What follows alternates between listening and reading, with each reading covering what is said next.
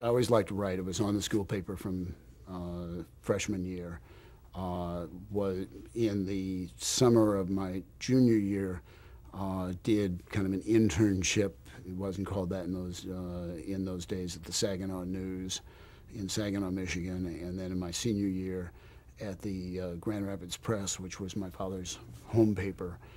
Uh, he had uh, he had since died, uh, and so I went to Columbia Journalism for newspapers, and very quickly I was suffering from 20-something disease, and I thought that the journalism faculty just didn't know what they were talking about, that I knew much better than they did, and was very disillusioned with the program. And uh, kind of in December of that first year, went to my advisor and said, I've decided that I really want to quit. I just don't like the program at all. And he said to me, either you haven't thought this through clearly or you're stupider than I think, but what you're telling me is uh, you say you don't want to try the television program, even though there's this really dynamic guy, Fred Friendly, who has just come there, and Fred Friendly had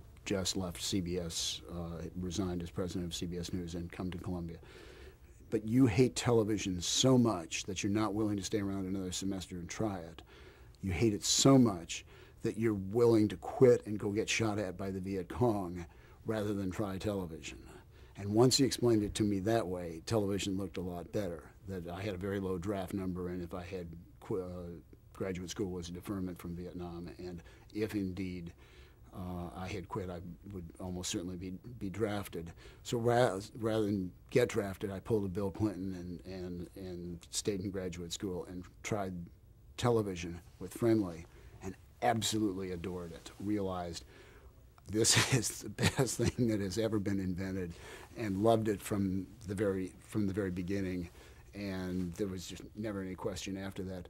Partially because I loved the process and learned that uh, that whole process was made for me. But secondly, because Friendly was just this incredibly charismatic person who, unlike the world that I had grown up in, of a very slightly anti-intellectual and clearly uninvolved sort of thing, he was, you cannot afford not to get involved. What the world doesn't know can kill it, and you have an obligation to think about what's happening and speak out. And clearly in the midst of the Vietnam War, where I had a number of friends who had already been killed, that kind of message just resonated in an extraordinary way. And Friendly had resigned from CBS in protest over their lack of coverage of the Senate Foreign Relations Committee hearings of Vietnam. So, he had kind of made this statement on Vietnam at a time when, having grown up in a lower middle class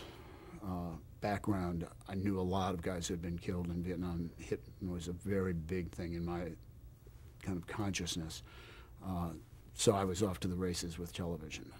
Now, what was your working relationship with Fred Friendly?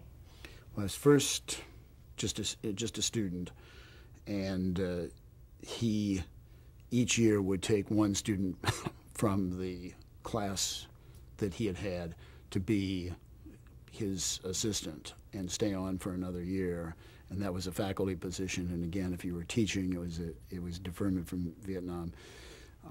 So I was his kind of personal assistant. He had a secretary and me, and he at that time was both teaching at Columbia and was the television advisor to the Ford Foundation at the time that the PBS was being established. So we would go back and forth from Columbia to the Ford Foundation, and I did that for the first year, and then he kept two assistants the second year because I still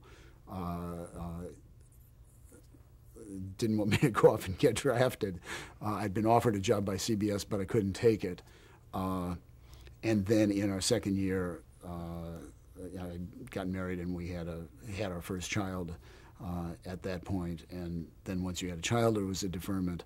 So I was a teaching assistant in the 67 '68 year and then the '68-'69 year, which were tumultuous times on the Columbia's campus. There were sit-ins and all of that, and it was an extraordinary time.